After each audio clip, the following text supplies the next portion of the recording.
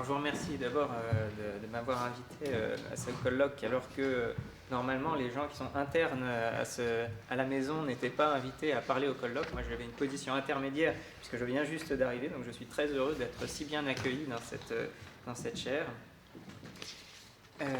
Donc voilà, je vais présenter une interprétation en fait de l'argument sceptique du malin génie. Je vais commencer par une version non technique de ce que je crois être l'intuition de base de cet argument, que j'ai présenté sur le polycopier, comme un petit dialogue entre le sceptique et la personne de sens commun, en tant cas la personne anodine. J'ai deux mains, dit la personne normale. Mais êtes-vous prêt à affirmer par conséquent que vous n'êtes pas une âme sans corps manipulée par un malin génie ? Bien sûr, répond la personne normale, j'affirme que je ne suis pas une âme sans corps manipulée par un malin génie. Mais comment pouvez-vous savoir cela ? Et là, je pense que c'est ici que se pose le problème du malin génie, c'est que la personne normale n'a pas nécessairement une réponse évidente ou satisfaisante à apporter dans cette discussion. Alors, l'argument sceptique du malin génie, qui a été inventé par Descartes, est un des arguments philosophiques les plus célèbres et les plus intrigants. Et aujourd'hui, il est sans doute plus fréquent d'utiliser la version modernisée du cerveau dans une cuve, manipulée par un neuroscientifique, mais le principe de l'argument reste le même. Il s'agit de construire un scénario sceptique qui semble capable de remettre en cause nos connaissances les plus communes et les plus anodines, à commencer par nos croyances perceptives. Pourtant, il n'est pas si aisé de déterminer pourquoi le scénario sceptique en question remet en cause nos connaissances. Quel est le principe épistémologique qui permet de passer du scénario du malin génie à la conclusion sceptique ? Sur cette question, des progrès ont été réalisés dans les dernières décennies, mais il n'existe toujours pas, à ma connaissance, de consensus. On a proposé un principe d'infaillibilité, différents principes de clôture épistémique, un principe de sous-détermination, etc. Dans cette présentation, je compte présenter un nouveau diagnostic. Je soutiendrai que pour bien comprendre l'argument du malin génie, il faut avoir recours non pas à un principe épistémologique, mais à deux principes qui sont à la fois très simples et très puissants dialectiquement, à savoir non seulement un principe de clôture, mais aussi un principe de métacohérence. Je préciserai plus tard ce que signifie ce terme-là. Dans la première section, je vais définir les notions de connaissance et de justification dont j'aurai besoin pour construire l'argument. Dans la deuxième section, je montrerai pourquoi les interprétations de l'argument sceptique qui sont fondées sur le seul principe de clôture ne sont pas satisfaisantes et ne rendent pas compte du cœur du problème. Dans la troisième section, je défendrai, à la suite de Duncan Pritchard, que le cœur du problème réside dans une forme de justification réflexive. Et c'est cette notion de réflexivité qui m'amènera dans la section 4 à ajouter le principe de métacohérence au principe de clôture pour rendre compte de l'argument. Ces deux principes seront tout d'abord présentés dans une version très basique qui prête le flanc à diverses critiques. C'est pourquoi, dans la section 5, je présenterai les améliorations nécessaires à ces deux principes, c'est-à-dire que je les reformulerai sous la forme de deux principes d'engagement épistémique, forme sous laquelle, à mon sens, il est à peu près impossible de les refuser. Alors, commençons par les préliminaires terminologiques. Qu'est-ce que j'entends par connaissance et justification ? Donc la bonne analyse de la notion de connaissance et de la notion de justification sont extrêmement controversées et délicates. Donc je préférerais rester neutre sur cette discussion, mais il me faudra néanmoins utiliser une certaine notion de connaissance et de justification. C'est pourquoi les définitions que j'en proposerai seront proposées à titre de stipulation pour les besoins de la discussion présente et non pas comme des analyses conceptuelles d'un concept de sens commun. J'utiliserai donc deux termes distincts, connaissance et justification, dans le but stratégique de distinguer séparément et clairement ce qui relève de l'évaluation externaliste d'une croyance et ce qui relève de son évaluation internaliste. En première approximation, on peut dire que j'emploierai le terme de connaissance pour désigner l'évaluation externaliste d'une croyance et le terme de justification pour désigner son évaluation internaliste. Pour être plus précis, je m'appuierai sur une conception minimale de la connaissance, héritée de la discussion des 4 Gettier. ainsi que l'a remarqué Duncan Pritchard, les cas de Gettier, malgré tous les désaccords qu'ils ont suscités, ont malgré tout fait émerger un consensus, à savoir que la notion de connaissance est incompatible avec une certaine forme de hasard, le hasard épistémique. Si ma croyance qu'il y a un mouton dans le champ est vraie par pur hasard, si elle ne dépend en aucune façon du fait qu'il y a un mouton dans le champ, alors elle n'est pas une connaissance. Ce type de hasard-là, c'est-à-dire l'absence de dépendance fait-croyance, a été baptisé par Pritchard le hasard épistémique véritique, par opposition à un autre type de hasard épistémique, le hasard épistémique réflexif, que nous verrons un peu plus loin. Mais ce qu'il faut noter pour l'instant, c'est que cette condition anti-hasard de la connaissance est une condition purement externaliste.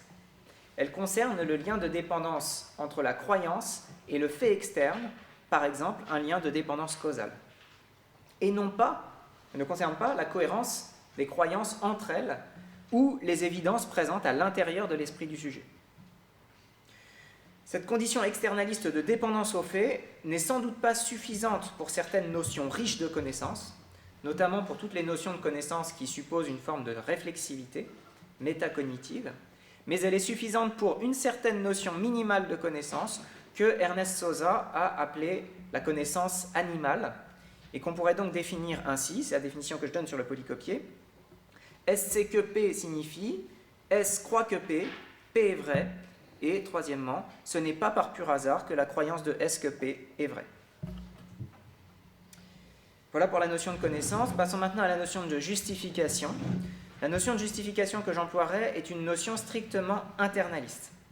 Là encore, mon intention n'est pas de prendre parti dans le grand débat entre internalistes et externalistes. Il me semble qu'au-delà de tout débat, il est incontestable qu'il existe certaines normes d'évaluation des croyances qui sont purement internalistes. Par exemple, le principe de non-contradiction ou le principe de non-circularité des raisons. Il est donc possible d'évaluer une croyance comme correcte ou non correcte en vertu de ces normes purement internalistes de rationalité. Et il est évident que cette évaluation en termes de rationalité internaliste sera indépendante du fait de savoir si la croyance en question constitue une connaissance dans le sens externaliste. Donc, la définition à retenir de la justification sera la suivante. S est justifié à croire que... S croit que P de manière justifiée, signifie que S croit que P, et, deuxièmement, S ne viole aucune des normes strictement internalistes en croyant que P. La terminologie que je viens de donner, encore une fois, a pour unique but de séparer ce qui relève de l'évaluation externe des croyances de ce qui relève de leur évaluation interne. Et ceci sera important pour la discussion qui va suivre, car les considérations internalistes et externalistes interviendront à différents niveaux, à différents moments dans l'argument sceptique. Donc voyons maintenant comment on peut reconstruire l'argument sceptique du malin génie. Plusieurs interprétations ou reconstructions en ont été proposées. Une interprétation ancienne est l'interprétation sur la base d'un principe infaillibiliste, c'est-à-dire, ce serait l'interprétation suivante, le scénario du malin génie compromet nos connaissances perceptives parce qu'il représente une possibilité d'erreur. Or, la connaissance est incompatible avec la possibilité d'erreur, donc elle n'est pas une connaissance. Le principe qui est employé dans cette interprétation de l'argument est le principe infaillibiliste que j'ai rappelé sur le polycopier. S c'est que P. Si S c'est que P, alors S ne peut pas se tromper à propos de P. Ou il n'y a aucune possibilité d'erreur pour S relativement à P. Mais ce principe infaillibiliste, peut-être pour de mauvaises raisons, en tout cas aujourd'hui, est très largement considéré comme beaucoup trop fort par beaucoup d'épistémologues. Et à mon sens, même Peter Unger, qui fonde son scepticisme sur une notion infaillibiliste de connaissance, reconnaît qu'il ne s'agit là que d'une notion limite de connaissance et que cela ne nous empêche pas d'avoir de la connaissance dans des sens plus souples. Si l'argument du malin génie ne mettait en danger qu'une forme extrême ou limite de connaissance, il ne serait pas si intéressant. Ce qui rend l'argument sceptique très problématique, c'est qu'il semble compromettre la connaissance, même dans les sens plus souples et plus courants de connaissance, et donc en vertu de principes épistémologiques beaucoup moins radicaux que l'infaillibilisme. C'est pourquoi, à mon sens, un grand progrès a été réalisé lorsqu'on a commencé à interpréter l'argument du mal-ingénie non plus en termes d'infaillibilité, mais en termes de clôture épistémique. L'idée est la suivante. Si le scénario sceptique nous empêche de connaître une proposition anodine, comme par exemple « j'ai deux mains », c'est parce que la proposition anodine implique logiquement la négation de la proposition sceptique. Et qu'il faudrait donc pouvoir connaître cette conséquence logique pour pouvoir connaître la proposition anodine. Dans sa version la plus simple, l'argument de la clôture peut s'exprimer ainsi. Donc, là aussi sur polycopier, interprétation par la clôture de la connaissance. Si je sais que P, et si je sais que P implique Q, alors je sais que Q. Je sais que une proposition anodine A, j'ai deux mains, implique que je ne suis pas manipulé par un mal-ingénie. Or, je ne peux pas savoir que je ne suis pas manipulé par un mal-ingénie, donc je ne peux pas savoir que A. Ici, j'ai formulé l'argument en termes de connaissance, mais si l'on utilise la distinction établie plus haut entre connaissance et justification, on peut proposer un autre argument dont la conclusion mettrait en cause non plus la connaissance, mais la justification internaliste de nos croyances perceptives. L'argument est exactement parallèle. Si je suis justifié à croire que P et que P implique Q, alors je suis justifié à croire que Q. Je suis justifié à croire que A implique la négation que je ne suis pas manipulé par un mal-ingénie. Je ne peux pas être justifié à croire que je ne suis pas manipulé par un mal-ingénie, donc je ne peux pas être justifié à croire que j'ai deux mains. Alors ces deux formulations du problème, la formulation externaliste et internaliste, ont fait l'objet de diverses critiques et de tentatives d'amélioration. Je n'ai pas l'intention ici de résumer tous les débats qu'elles ont suscités, je résumerai simplement ce qui me semble être la raison principale pour laquelle chacune des deux versions est dialectiquement très faible. Et j'en tirerai le même diagnostic que Duncan Pritchard, à savoir que le véritable argument du mal-ingénie ne repose ni sur des considérations purement externalistes, ni sur des considérations purement internalistes, mais sur une combinaison des deux niveaux. Donc les deux versions de l'argument de clôture sont aussi faibles l'une que l'autre, mais pour des raisons opposées. Dans l'une, la prémisse de clôture est très faible. Quant à l'autre version, elle renforce la prémisse de clôture, mais au prix d'affaiblir la prémisse 2 de l'argument. Donc, dans les deux cas, il y a une prémisse qui affaiblit l'argument. Voyons cela plus précisément. Dans la version externaliste de l'argument en termes de connaissance, la prémisse 2, ou 2K, je ne peux pas savoir que je ne suis pas manipulé par un mal-ingénie, cette prémisse-là est dialectiquement très forte, bien qu'on puisse la mettre en doute. Mais elle est dialectiquement en tout cas très forte. Ma croyance que je ne suis pas manipulé par un mal-ingénie ne semble pas pouvoir dépendre du fait extérieur. En particulier, il n'y a pas de dépendance contrefactuelle entre le fait et la croyance. C'est-à-dire que si j'étais manipulé par un mal-ingénie, je croirais tout de même que je ne suis pas manipulé par un mal-ingénie. Donc là, on voit bien qu'il n'y a pas de dépendance contrefactuelle, et donc apparemment une forme de hasard épistémique et donc de non-connaissance. Donc la prémisse 2 de K est très forte, mais la prémisse de clôture en revanche est très douteuse, ainsi que l'ont fait remarquer Dretske et Nozick. En effet, si l'on considère que la connaissance externaliste repose fondamentalement sur une forme de dépendance contrefactuelle, comme on vient de l'utiliser ou de le supposer, on peut s'apercevoir facilement que la dépendance contrefactuelle ne vérifie pas la clôture sous l'implication logique. Le célèbre exemple de Nozick, c'est celui de la proposition « ceci est un zèbre », qui implique logiquement « ceci n'est pas une mule savamment déguisée en zèbre ». Dans des circonstances normales, ma croyance que ceci est un zèbre dépend contrefactuellement du fait cru, et pourtant, ma croyance que ceci n'est pas une mule savamment déguisée ne dépend pas contrefactuellement du fait qui est cru.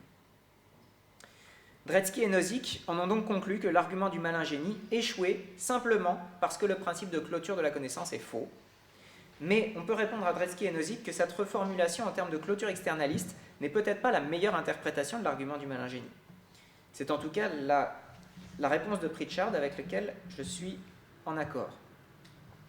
Passons donc à l'autre interprétation de l'argument, l'interprétation internaliste en termes de justification. L'avantage de considérer l'argument en termes de justification, c'est que la prémisse de clôture devient beaucoup plus forte. En effet, lorsqu'il s'agit de cohérence interne d'un système de croyances, il semble extrêmement plausible de dire qu'un agent épistémique est irrationnel s'il n'admet pas les conséquences logiques reconnues de ce qu'il croit. La contrainte d'accepter les conséquences de ce qu'on croit semble bien être à l'origine une contrainte internaliste. Peut-être est-elle plus contestable lorsqu'il s'agit de dépendance externaliste, mais au moins au niveau internaliste, la prémisse de clôture semble extrêmement forte. Malheureusement, ainsi que l'a souligné Jim Pryor, la prémisse 2 de l'argument, la prémisse 2J, devient dialectiquement très faible lorsqu'on lit l'argument en termes de justification internaliste. Donc je vous lis ce que dit Jim Pryor à ce sujet. Il reformule un équivalent de ma proposition 2J.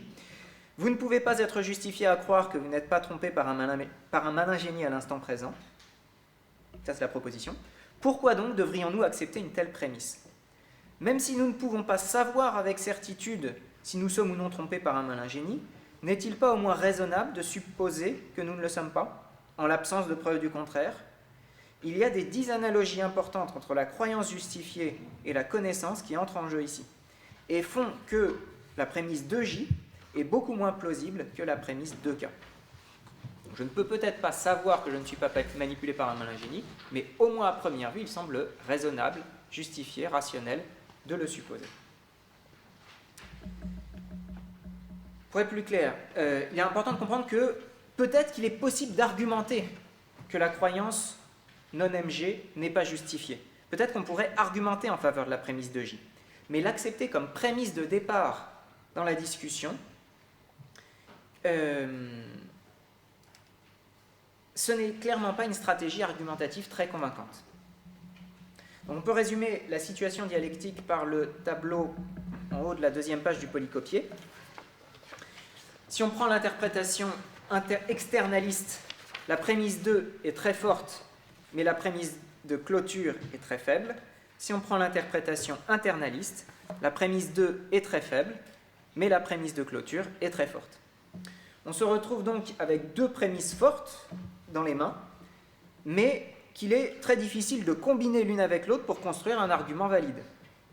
À savoir la prémisse 2K externaliste, je ne peux pas savoir que je ne suis pas manipulé par un malin génie, et la prémisse de clôture justificationnelle, internaliste, si je suis justifié à croire que P et que P implique Q, alors je suis justifié à croire que Q.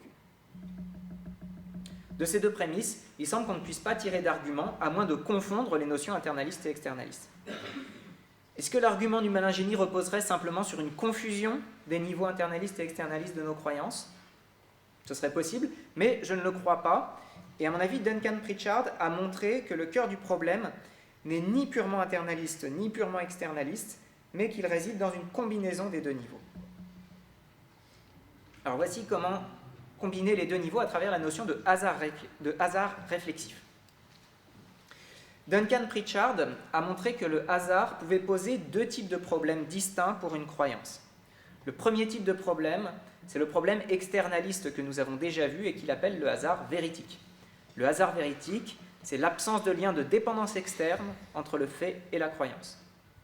C'est ce type de hasard qui est manifeste dans les cas de Gettier, dans lesquels on est tenté de juger que c'est un pur hasard si telle croyance est vraie. Comme on le voit clairement dans les cas de Gettier, ce type de hasard empêche qu'une croyance constitue une connaissance, mais il n'empêche pas qu'elle puisse compter comme justifiée d'un point de vue internaliste. Mais Pritchard fait observer qu'un autre type de hasard épistémique peut affecter la justification internaliste d'une croyance. Voici ce que dit Pritchard. Même lorsque le hasard véritique épistémique est éliminé, une autre forme de hasard épistémique demeure, qui est potentiellement tout aussi significatif épistémologiquement, sinon plus. Ce type de hasard épistémique concerne la manière dont, du point de vue réflexif de l'agent, c'est une question de hasard que sa croyance soit vraie. C'est cela que Pritchard appelle le hasard réflexif. On va prendre un exemple, peut-être pour que ce soit plus clair. Le cas le plus simple, c'est celui des sexeurs de poussins inventés par Richard Foley.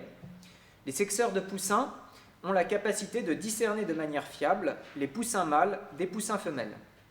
Leur croyance n'est donc pas hasardeuse du point de vue externaliste. Donc il n'y a pas de hasard véritique. Mais comme ils n'ont aucune conscience de ce mécanisme fiable, on peut tout de même dire que, de leur point de vue interne, de leur point de vue réflexif, c'est un pur hasard que leur croyance soit vraie. Ou, pour le dire dans notre vocabulaire, la croyance des sexeurs de poussins constitue une connaissance, au sens externaliste, mais les sexeurs de poussins n'ont aucune justification à croire qu'elle constitue une connaissance. Donc c'est ce qu'on pourrait noter sous la forme non JKP. Ils savent que P, savent que tel poussin est un mâle, mais ils ne sont pas justifiés à croire qu'ils savent que ce poussin est un mâle. La notion de hasard réflexif combine donc l'aspect internaliste et l'aspect externaliste. On pourrait dire qu'il s'agit d'un problème externaliste internalisé. C'est la question de savoir si, du point de vue internaliste, la croyance satisfait aux réquisites externalistes. Pour Pritchard, c'est cette notion de hasard réflexif qui permet de faire apparaître le cœur de l'argument sceptique du malingénie, dans sa version la plus forte et la plus convaincante. Si nos croyances perceptives sont compromises par l'hypothèse du malingénie, ce n'est pas parce qu'elles seraient hasardeuses du point de vue externaliste, c'est parce que de notre point de vue internaliste, rien n'exclut qu'elles soient hasardeuses. C'est-à-dire que nous ne sommes pas justifiés à les tenir pour des connaissances. Or, pour que nos croyances soient pleinement justifiées, il faudrait que nous puissions les tenir réflexivement pour des connaissances, donc elles ne sont pas pleinement justifiées. J'attire l'attention sur le principe que je viens d'utiliser, principe épistémologique que je viens d'utiliser. Pour qu'une croyance soit pleinement justifiée, il faut que le sujet puisse la tenir réflexivement pour une connaissance. C'est ce qui a été appelé le principe de métacohérence. Pour ceux qui apprécient les notations plus formalisées, c'est JP implique JKP. Si je sais que P, alors, nécessairement, je suis justifié à croire que je sais que P. Voilà, alors c'est ici que je me sépare en fait du raisonnement de Pritchard, qui étonnamment n'a pas vu le lien entre l'idée de réflexivité et le principe de métacohérence de Michael Huemer, ni le fait que ce principe peut être utilisé pour reformuler l'argument du malingénie. Mais c'est ce que je vais faire à présent, essayer de montrer comment le principe de métacohérence entre en jeu dans l'argument du malingénie. Et mon idée, c'est qu'il constitue la troisième prémisse fondamentale qui, en combinaison avec les deux prémisses fortes qu'on a vues à la fin du 2, est suffisant pour arriver à la conclusion sceptique. Alors voici donc comment on peut arriver à la conclusion sceptique en 2 étapes à partir des prémisses que je viens de présenter. Partons de la prémisse 2K, la prémisse d'inconnaissabilité de la proposition antisceptique « je ne suis pas manipulé par un malingénie ». Ce qui est important de remarquer, c'est que lorsque le sujet prend conscience du hasard épistémique qui touche la croyance antisceptique, le problème de hasard véritique ou externaliste devient de facto un problème de hasard réflexif ou internalisé. Donc, on peut aussi bien partir de la prémisse HR, ou hasard réflexif.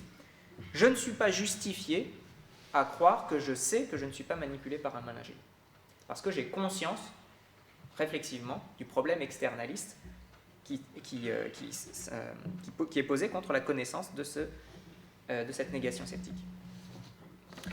En application du principe de métacohérence, pour que ma croyance antisceptique soit justifiée, il faudrait que je puisse la considérer comme une connaissance. Donc, je ne peux pas la considérer, comme je ne peux pas la considérer comme une connaissance, elle n'est pas non plus justifiée. Principe de cohérence. Voilà, j'arrive à la conclusion C1. Je ne suis pas justifié à croire que je ne suis pas manipulé par un malingénie. Or, en application du principe de clôture de la justification, pour que ma croyance perceptive G de main soit justifiée, il faudrait que ma croyance antisceptique soit elle-même justifiée, puisqu'elle en est une conséquence reconnue et justifiée. Si je suis justifié à croire que A, je dois être justifié à croire que non-MG. Or, on vient de dire en C1 que je ne suis pas justifié à croire que non-MG, donc je ne suis pas justifié à croire la proposition anodine que j'ai demain. En résumé, on pourrait résumer l'essentiel de l'argument sous la forme d'un tableau, enfin d'un schéma. Donc dans ce schéma, la première étape de l'argument fait passer le problème d'un niveau métacognitif, de proposition métacognitive de type KP ou KFI, je sais que je ne suis pas manipulé par un mal génie ou je sais que A, de ce niveau supérieur métacognitif au niveau de premier ordre, non métacognitif, par un principe de métacohérence.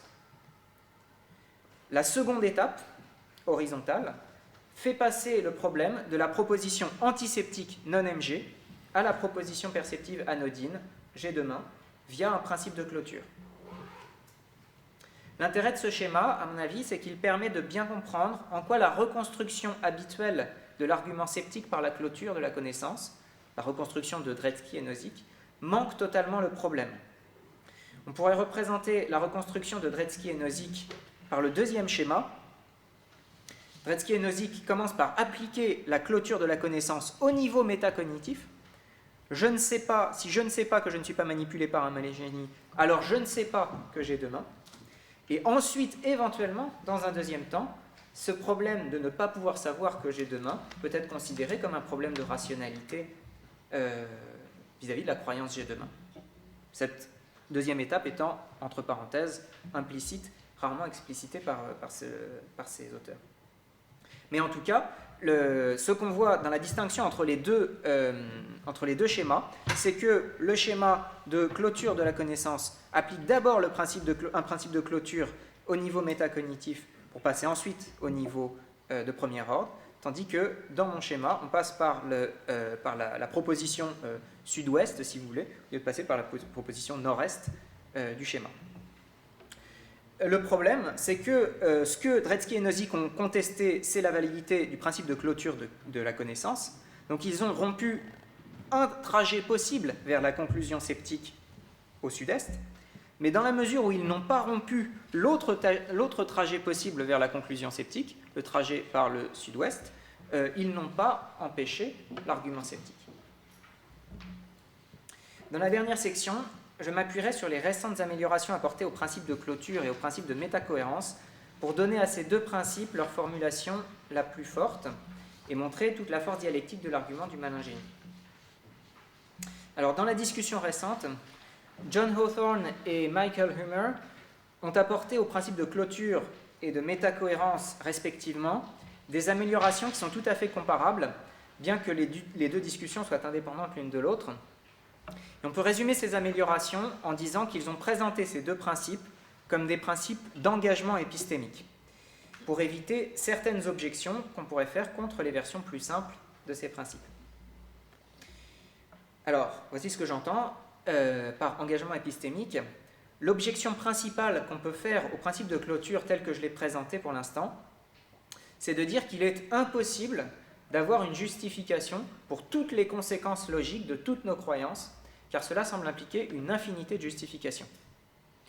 De même, il semble impossible d'être justifié pour la proposition « je sais que P » dès qu'on est justifié pour une proposition P, car cela m'obligerait en même temps à justifier la proposition de second ordre « je sais que P », puis de celle de troisième ordre « je sais que P », etc., à l'infini.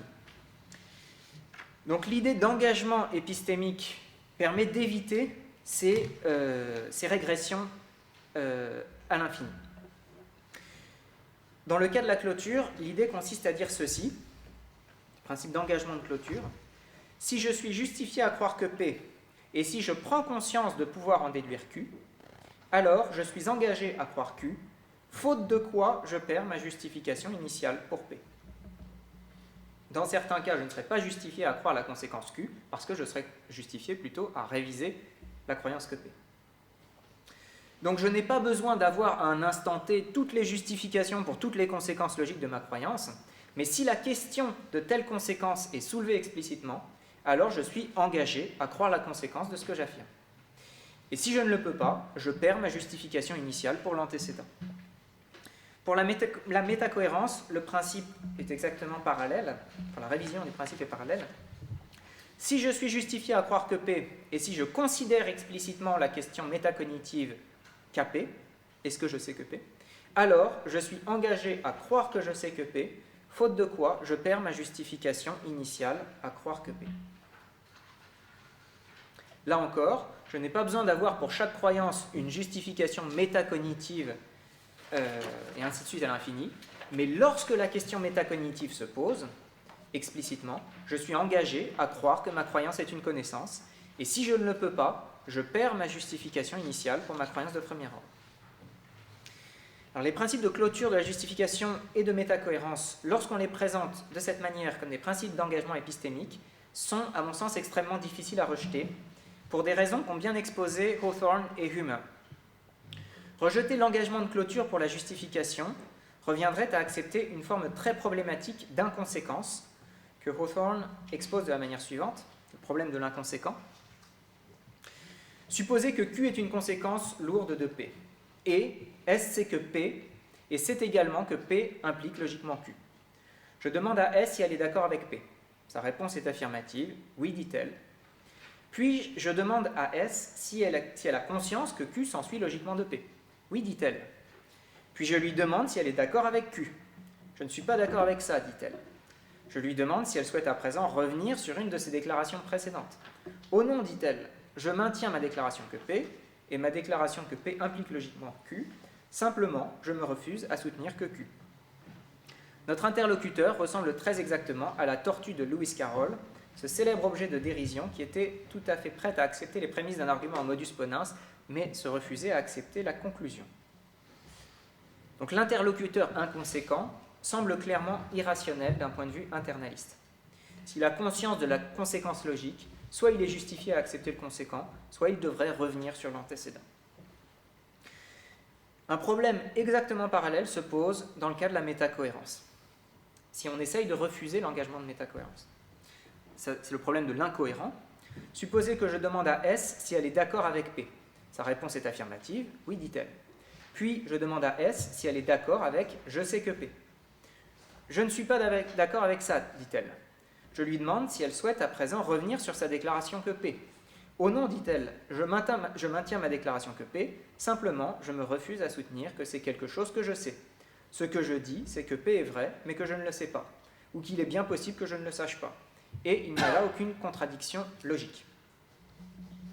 Alors l'interlocuteur incohérent a raison de souligner qu'il n'y a aucune contradiction logique à affirmer à la fois P et je ne sais pas que P. Mais malgré l'absence de contradiction logique, une conjonction du type P mais je ne sais pas que P est paradoxale pour le même genre de raison qui rend inacceptables les fameux paradoxes de Moore, tels que P mais je ne crois pas que P. Moore lui-même donne un exemple de type P et je ne sais pas que P, c'est l'exemple que je vous ai mis sur le polycopier, les chiens aboient mais je ne sais pas qu'ils aboient. Pour éviter d'être dans une situation de paradoxe mooréen, l'interlocuteur devrait donc, lorsqu'on lui fait considérer la question métacognitive « est-ce que tu sais que P ?», soit accepter qu'il sait que P, soit revenir sur sa déclaration initiale que P. Il ne peut pas être justifié à croire que P s'il persiste à croire et à rejeter, la croyance justifiée « je sais que P ». Pour ces deux raisons, ces deux problèmes, je crois que les principes d'engagement de clôture et d'engagement de métacohérence sont des principes de sens commun qui sont extrêmement forts dialectiquement et presque impossibles à rejeter. Presque. Si l'on reformule l'argument du malingénie à partir de ces deux principes, le raisonnement serait le suivant, c'est l'argument sceptique du double engagement. On commence à T0 par affirmer « je crois de manière justifiée que j'ai deux mains ». Cette justification à T0 ne sera pas remise en cause. La question, ce sera est-ce que cette justification est résistante aux prises de conscience successives. Donc, première menace, lorsqu'on me fait considérer à T1 le scénario du malingénie, je reconnais que sa négation est impliquée par A, et je suis donc engagé épistémiquement à accepter la vérité de non-MG, faute de quoi ma justification pour A serait défaite. Alors, admettons que je suis en mesure d'accepter le conséquent non-MG de manière justifiée à T1. Donc, étape 3, je crois de manière justifiée à T1 que je ne suis pas manipulé par un malingénie. Maintenant se pose un deuxième problème qui est amené à ma conscience. Lorsqu'on me demande ensuite à T2 si je sais que non-MG, ce qui est la question métacognitive, je suis engagé à admettre que je le sais, faute de quoi ma justification initiale à croire que non-MG sera défaite. Or, ça c'est la prémisse fondamentale, je ne suis pas en mesure de croire de manière justifiée à T2 que la croyance non-MG constitue une connaissance.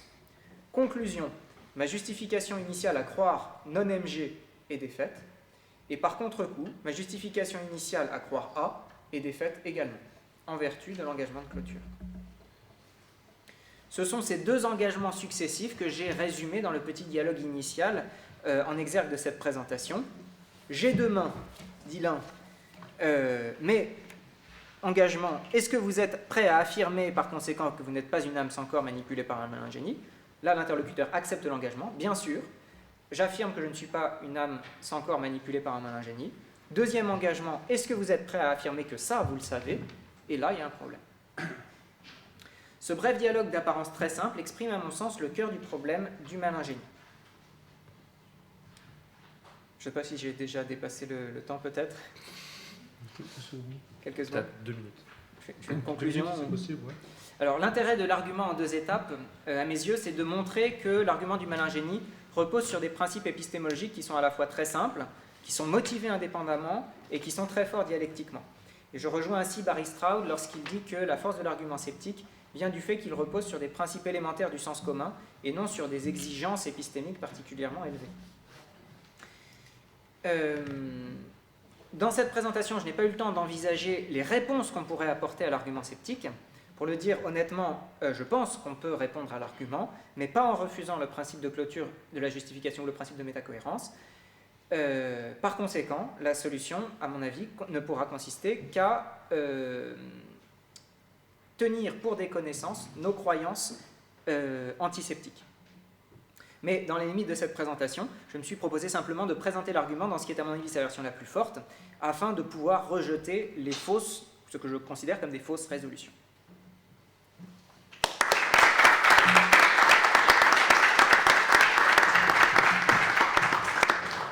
Merci beaucoup Jean-Baptiste. C'est donc le retour de Julien Dutin. Et pour un commentaire. Bon, peut-être que j'aurais à écrire quelque chose, j'imagine, par exemple comme ça. Si je viens juste de penser à quelque chose, alors j'ai pas. Merci Jean-Baptiste pour cette présentation qui m'a fait repenser à l'argument du malin génie. Et je vais faire 5 points. Je fais en 5 minutes, ça va? On essaie. 5 minutes, 5 points, on va essayer. Au début, j'étais un peu... premier point, le projet de Jean-Baptiste. Au début, j'étais un peu pas clair sur qu'est-ce que c'est le projet, qu'est-ce que ça veut dire, interpréter l'argument du malin génie, comprendre l'argument du malin génie, quel était le projet, ou comprendre pourquoi l'hypothèse du malin génie remet en cause nos conséquences. Donc je pense qu'il y a déjà il y a deux choses à distinguer. D'une part, il y a l'hypothèse ou le scénario du malin génie. C'est juste une histoire, l'histoire que quelqu'un est trompé par un malin génie qui lui fait croire qu'il y a des arbres, mais en fait il n'y a pas d'arbres. Ça c'est le scénario, ou l'histoire, ou l'hypothèse, et puis un argument qui font appel à ce scénario ou cette hypothèse. Donc il est censé avoir des arguments qui commencent, qui à un moment ou à un autre mentionnent le scénario et qui concluent par exemple je ne dois pas croire qu'il y a des arbres, ou qui conclut je ne sais pas qu'il y a des arbres. Ok. Maintenant on doit distinguer, je pense, deux projets. Donc il y a un projet que je ne sais pas comment l'appeler, je vais l'appeler le projet René. Alors René est une honnête femme ou une honnête homme, je ne sais pas comment on doit dire, qui s'intéresse à la philosophie, qui lit Descartes, et elle découvre cette histoire du malin génie. Un génie crée des expériences. Et en réfléchissant à cette histoire, elle en vient à penser qu'en fait, elle ne sait pas qu'il y a des arbres, elle ne devrait pas croire qu'il y a des arbres, et en fait, elle en vient à commencer à douter s'il y a des arbres ou pas. Ok. Et il y a un projet qui est de dire pourquoi, et c'est un phénomène, enfin c'est quelque chose qui nous arrive à tous, je pense, à un moment ou à un autre quand on réfléchit à ces scénarios, et une question, c'est de savoir pourquoi une personne ordinaire peut, en considérant cette histoire, arriver là. Et peut-être une idée, c'est qu'il y a un raisonnement qui est fait implicitement, peut-être de façon pas complètement consciente, et ce raisonnement amène à ces conclusions. Et l'idée, ce serait de reconstituer ce raisonnement. Donc, qu'est-ce qui fait qu'une personne ordinaire va douter qu'elle sait des choses sur le monde extérieur quand elle pense à l'histoire du malin génie? Après, il y a un autre projet, j'appellerais ça le projet philo, qui est juste de dire quel est le meilleur argument sceptique qu'on peut faire en utilisant ce scénario. Et je pense que Jean-Baptiste fait le deuxième projet. Il essaie de trouver le meilleur argument qui fait appel, le meilleur argument sceptique qui fait appel au scénario. Parce que par exemple, à certains moments, il fait cet argument n'est pas bon. Il dit des choses comme cet argument n'est pas bon parce que Dretske et Nozick ont donné des bonnes objections à cette prémisse. Mais bien sûr, René n'a pas lu Dretske et Nozick, donc ça ne peut pas être... Le fait que Dretske et Nozick ont écrit des objections à une prémisse ne peut pas rentrer en compte si on essaie d'expliquer juste pourquoi une personne ordinaire serait amenée à nier qu'on sait. Du coup, je pense qu'on est sur le projet philo. Enfin, donc c'est juste cette clarification. Sur la... J'ai fait 3 minutes déjà ? Ouais. Ok, d'accord. Alors sur la méthode, j'avais juste un petit point donc Jean-Baptiste propose de stipuler qu'est-ce qu'il entend par connaissance, qu'est-ce qu'il entend par justification. On ne peut pas vraiment faire ça pour rendre le projet philo, parce que supposez que par exemple je stipule que je vais appeler connaissance les croyances amusantes et je vais appeler croyances justifiées les croyances qui sont causées par l'abus de vin. Je vais pouvoir très facilement prouver qu'on n'a pas beaucoup de connaissances ou qu'on n'a pas beaucoup de croyances justifiées, mais bien sûr ce n'est pas une conclusion intéressante à partir du moment où on n'a pas fait un lien entre ces connaissances et ces croyances justifiées et ce que je sais au sens ordinaire ou au sens important de savoir, ou ce que je dois croire ou ce que je suis justifié à croire. Ok, donc je pense que ce n'est pas une bonne idée de dire qu'on va stipuler le sens des notions et en même temps d'essayer de construire le meilleur argument sceptique. Mais je ne pense pas que quoi que ce soit, que Jean-Baptiste ait défendu des choses qui dépendent crucialement des stipulations qu'il a faites. Alors, donc ça, c'est juste des clarifications sur le projet et la méthode. Maintenant, des points un peu plus de discussion, pas forcément des objections, mais demander un peu plus. L'objection au premier argument sceptique, donc le premier argument sceptique basé sur l'ingénie, c'est de dire qu'on va utiliser, l'argument n'est pas formulé complètement, mais à un moment, l'argument est censé utiliser la prémisse que si on sait que P, alors on ne peut pas se tromper au sujet de P. Et Jean-Baptiste dit, mais bon, cette prémisse, elle est trop forte. Et je me demandais, mais pourquoi elle est trop forte? Si l'idée, c'est de dire que cette prémisse, elle est clairement fausse parce qu'elle implique le scepticisme, c'est une objection qu'on va pouvoir faire à n'importe quel argument du malingénie que tu proposes, en disant, bah oui, cette prémisse, elle est trop forte puisqu'elle implique qu'on ne sait rien, et en fait, on sait quelque chose.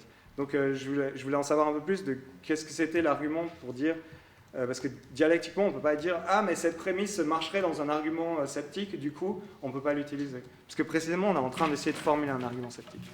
Ok. Sur l'argument de clôture, donc l'argument de clôture, il dit, ok, on ne sait pas qu'on n'est pas des victimes du malingénie, si on ne sait pas ça, on ne sait pas qu'on a les mains, donc on ne sait pas qu'on a les mains. Jean-Baptiste, il dit, non mais ça, c'est pas le meilleur argument qu'on peut faire, parce qu'il y a ces philosophes, Dretske et Nozick, qui ont des bonnes raisons de rejeter la prémisse de clôture, que si on ne sait pas qu'on n'est pas victime du malingénie, alors on ne sait pas qu'on a les mains. Et là, j'ai envie de dire, mais alors, Jean-Baptiste, il faut nous dire si tu acceptes le principe de clôture ou pas. Parce que moi, par exemple, je dirais, ils ont avancé des raisons de rejeter ce principe, mais ces raisons, elles sont mauvaises parce qu'elles impliquent, c'est par exemple le principe de sensibilité, et il implique par exemple qu'on n'a aucune connaissance inductive, et il a plein d'implications implausibles. Et donc j'ai envie de dire, est-ce que tu dis pas, ou est-ce que tu te soutiens, est-ce que tu penses que le principe est juste ou pas? Tu dis non, mais le principe n'est pas assez convaincant parce que Dretske et Nozick ont fait des arguments, mais moi j'ai envie de dire, moi je pense que leurs arguments contre le principe ne sont pas bons.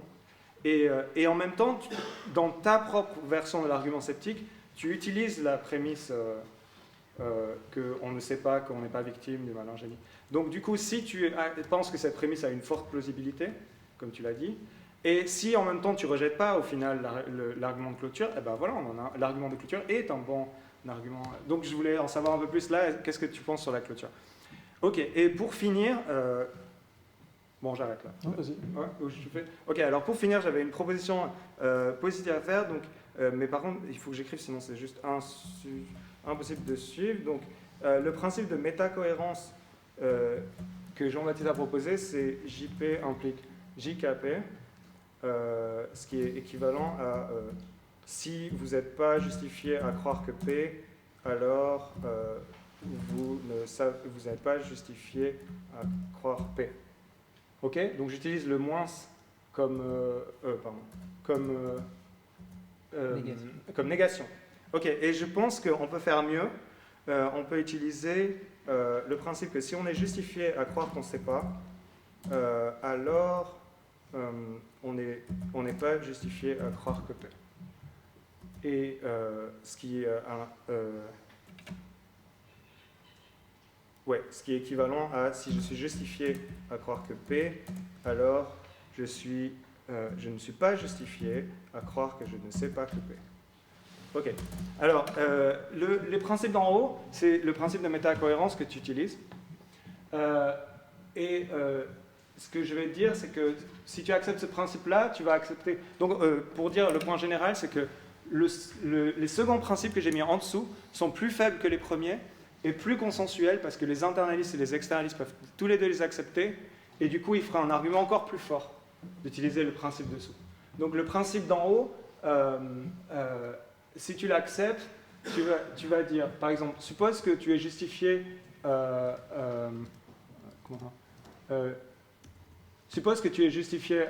suppose que tu acceptes les principes d'en haut, suppose que tu es justifié à croire que P, alors par le principe d'en haut, tu es justifié à croire que tu sais pas que P, que tu sais que P, du coup, comme savoir que P ça implique P, tu es justifié à croire que P, du coup, non, plus simplement, si tu es justifié à croire que P, par ton principe en haut, tu es justifié à croire que tu sais que P.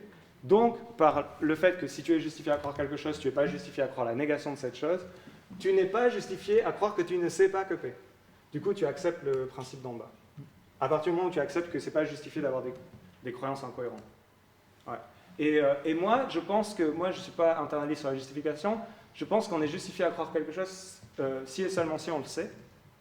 Et je pense que si on pense ça, on va penser que si quelqu'un ne sait pas que... Si je suis justifié à croire que je ne sais pas que P, alors je suis justifié...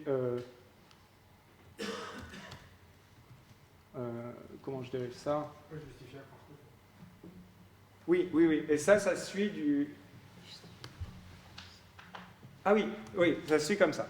Supposons que je suis justifié que je ne sais pas que P. Je suis justifié à croire que je ne sais pas que P. Pour moi, justification, ça requiert la connaissance. Donc, je sais que je ne sais pas que P. Donc, je ne sais pas que P. Et comme la justification, c'est la connaissance, pour moi, je ne suis pas justifié à croire que P. Donc, un externaliste qui pense que la justification et la connaissance sont la même chose va accepter le principe faible. Un internaliste comme toi qui accepte le principe d'en haut va accepter le principe faible. Du coup, on a un principe plus consensuel. Et donc, tu pourrais utiliser ça en disant... on est justifié à croire qu'on ne sait pas qu'on n'est pas les cerveaux dans une cuve, et donc on n'est pas justifié à croire qu'on n'est pas les cerveaux dans une cuve, et par la clôture de la justification, on n'est pas justifié à croire qu'on a les mains. Donc c'est juste une proposition d'un argument encore plus fort. Voilà. Merci. C'est très fructueux. Alors je reviens sur la première idée, l'idée de préciser le projet. Ça, je trouve que c'est une question qui est très intéressante parce que, en fait, tu dis que je défends le projet plutôt philosophique, qui est de trouver le meilleur argument philosophique possible, quel que soit ce qu'avait René dans la tête. L'autre projet, moi je l'appellerais le projet psychologique, on pourrait dire c'est une sorte de psychologie du sens commun. Comment ça se fait que les êtres humains qui considèrent, qui envisagent le scénario du malingénie, en viennent à mettre en doute leur connaissance ou leur justification. Psychologiquement, qu'est-ce qui se passe dans leur tête? Quelles sont les dérivations qui se produisent dans leur tête?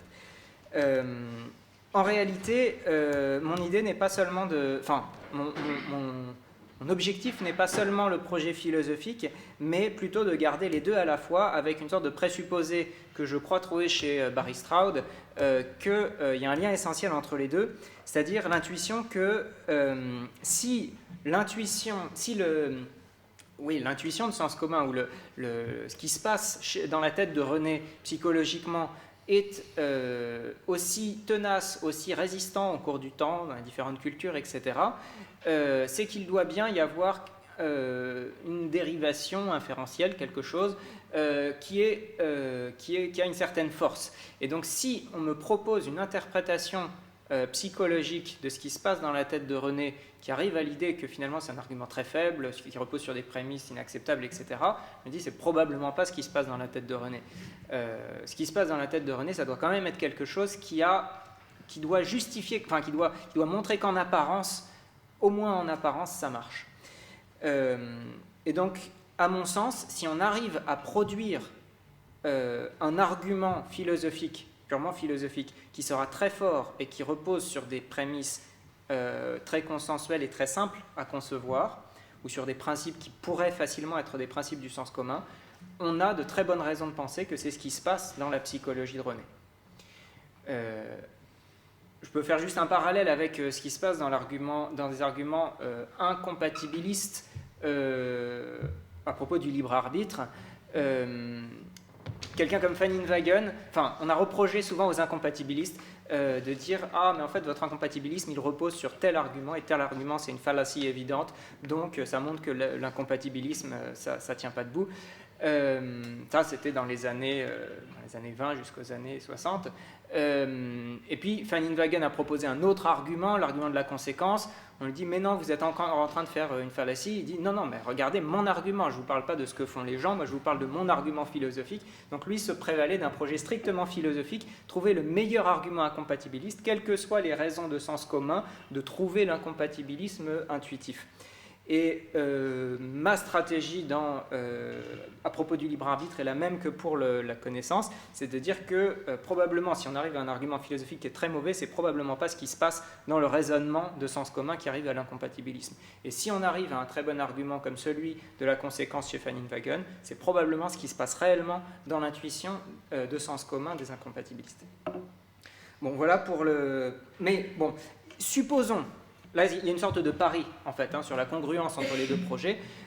Supposons que les deux projets divergent complètement, c'est-à-dire supposons qu'on arrive à montrer, pour des raisons psychologiques, que l'argument qui se passe dans la tête de René est quelque chose de très mauvais, et que par ailleurs, on arrive à construire un argument très bon et très fort philosophiquement. Dans ce cas-là, ce qui m'intéresse le plus, c'est quand même le projet philosophique, c'est vrai. Parce que ce qui m'intéresse, c'est de savoir si on peut réfuter ultimement le sceptique. Voilà pour le projet. Sur la méthode, le fait d'utiliser des stipulations, alors je suis embêté pour répondre parce que, en un sens, je ne crois pas que les stipulations que je fais soient de pures stipulations. C'est-à-dire que, ultimement, je pense qu'on a des raisons d'utiliser les notions que j'utilise comme correspondant à quelque chose qui est dans le sens commun. Mais dans la mesure où c'est controversé, je pensais pouvoir m'appuyer sur de simples stipulations. J'aurais compris que tu me dises que la stipulation, ça ne peut pas marcher quand on a le projet de sens commun ou le projet psychologique, puisque là, le projet psychologique doit s'appuyer sur des notions de sens commun. Mais lorsqu'on est en train de faire le meilleur argument possible pour le scepticisme, je ne vois pas pourquoi on ne pourrait pas stipuler nos notions. Et à condition, alors tu prends l'exemple on pourrait stipuler qu'une connaissance, c'est désigner les croyances amusantes. Mais essayons simplement de détraduire l'ensemble du raisonnement qui est exprimé en termes de connaissances, si par connaissance on entend des croyances amusantes. Dans ce cas-là, la conclusion du raisonnement, ce sera de dire nous avons très peu de croyances amusantes. En version détraduite, cette stipulation montre que la conclusion n'a aucun intérêt pour le scepticisme. Tandis qu'il me semble que mon argument, si on l'exprime simplement en version détraduite, consiste à dire que nos croyances anodines perceptives violent des normes internalistes qui s'appliquent aux croyances. Et ça, en tant que tel, qu'on utilise ou pas la traduction en termes de justification ou de connaissance, c'est une conclusion sceptique. Donc il me semble que je pourrais considérer connaissance et justification dans mon texte simplement comme des traductions, et que si on traduisait l'ensemble de mon texte avec les notions longues, on arriverait quand même à quelque chose qui a une pertinence, qui doit être considéré comme une conclusion sceptique. Et je ne sais pas si ça satisfait ta question. Ensuite, tu avais des questions de clarification sur l'argument infaillibiliste. Pour quelle raison est-ce que je pense que la prémisse d'infaillibilité est dialectiquement faible? C'est pas simplement parce qu'elle mène au scepticisme. Alors je pourrais dire aussi que c'est parce qu'elle mène au scepticisme de manière irrémédiable. C'est évident que si on a un principe infaillibiliste, on ne peut pas éviter le scepticisme. Bon, mais ok. Mais à mon avis, la réponse principale, c'est pas celle-là. La réponse principale, c'est plutôt de dire que l'infaillibilisme est refusable pour des raisons indépendantes du scénario sceptique. C'est-à-dire que dans la manière commune d'utiliser le concept de connaissance, nous appliquons le concept de connaissance, nous l'attribuons à des tas de cas de croyances qui sont manifestement faillibles pour des pour des possibilités d'erreur communes et non pas pour des possibilités d'erreur philosophiques de type scénario du malingénie. Donc nous savons très bien, dans notre usage courant du concept de connaissance, que nous appliquons ce concept à des croyances faillibles. Donc il semble bien que notre usage de ce concept ne corresponde pas du tout à une notion infaillibiliste. Donc c'est un argument indépendant de la question sur le scepticisme qui nous amène à penser que cette notion infaillibiliste n'est pas la notion courante que nous employons. Sur l'argument de clôture, alors, en fait, dans l'économie de cet argument, comme tu l'as remarqué, ma stratégie est d'être neutre en fait, sur la validité ou pas de la clôture de la connaissance. Est-ce que la clôture de la connaissance marche ou est vraie ? Je ne me suis pas engagé sur cette question dans cet argument. Ce que j'en dis, c'est qu'il n'est pas évident qu'elle soit vraie à cause des contre-exemples que donnent, ou des contre-arguments que donnent Dretski et Nozick. Pour mettre carte sur table, en réalité, je pense que la clôture de la connaissance, ma meilleure hypothèse aujourd'hui serait que la clôture de la connaissance marche, est vraie. Mais je le pense, cela, pour des raisons beaucoup plus complexes et d'une certaine manière indépendantes à la discussion présente. Donc, je pense que ce serait affaiblir dialectiquement l'argument que de reposer sur cet ensemble de raisons ou de raisonnements qui nous mènent à accepter la clôture de la connaissance. Tandis que la clôture de la justification, là, il me semble que c'est un principe fondamental qui n'a quasiment pas besoin d'être... pour lequel on n'a quasiment pas besoin d'argumenter, dans la mesure où il me semble être appliqué par le sens commun de manière évidente. Au moins dans la version d'engagement. Donc, est-ce que l'argument de clôture de Dretski, que contestent Dretski et Nozick, est-ce que l'argument de clôture est un bon argument ? Je dirais que c'est un argument qui est probablement sain, puisque je crois à la clôture de la connaissance, mais c'est un argument qui est dialectiquement beaucoup plus faible que l'argument qui passe par la clôture de la justification. Alors, en tout cas, c'est la position que je défends pour l'instant. Dernière question, c'était sur ta proposition. Alors, en réalité, le fait de passer par l'idée que si je ne suis pas justifié à croire que je sais que P, si je ne suis pas justifié à croire que je sais que P, alors je ne suis pas justifié à croire que P, mais si je suis positivement justifié à croire que je ne sais pas que P, alors je ne suis pas justifié à croire que P. Donc comme tu l'as très justement remarqué, dans la mesure où on a la prémisse forte que l'on est justifié à croire qu'on ne sait pas les scénarios, négation de scénarios sceptiques, on pourrait utiliser ce principe d'implication qui est plus faible que le principe d'au-dessus. En réalité, dans mon travail de doctorat, je proposais les deux versions. Et oui, pour être honnête, la version que je défends dans mon travail de doctorat est celle que tu as proposée. Donc je suis tout à fait d'accord avec ta proposition. Dans le sens, j'appelais l'une la proposition de métacohérence positive et l'autre de métacohérence négative. La métacohérence positive exige de moi que j'ai une justification positive à croire que je sais que P pour chacune de mes croyances que P. La métacohérence négative suppose simplement que je n'ai pas de raison négative contre le fait de savoir que P. Donc c'est clairement un principe plus faible qui rend corrélativement l'argument plus fort. Par contre, je n'avais pas du tout pensé au fait que cet argument-là permettrait d'être plus fort dans le sens où il pourrait satisfaire aussi des externalistes sur la justification. Ça, faudrait que j'y pense davantage parce que c'est une suggestion qui qui est très fascinante pour moi, mais qui d'une certaine manière colle pas avec la manière dont j'essaie de construire l'argument, puisque mon but à moi est d'essayer au départ de m'engager sur une notion internaliste de justification, enfin pas de m'engager au sens dialectique, mais en tout cas d'utiliser une notion purement internaliste de justification pour séparer les deux problèmes. Donc je ne sais pas comment j'arriverai à faire marcher ta proposition, et d'une certaine manière j'ai l'impression que ce serait difficile de construire un argument où je sois, sur toute la longueur de l'article, entièrement neutre entre une conception internaliste et une conception externaliste de la justification. Mais ça semble... Enfin, j'aimerais essayer de continuer ce projet. Donc merci beaucoup.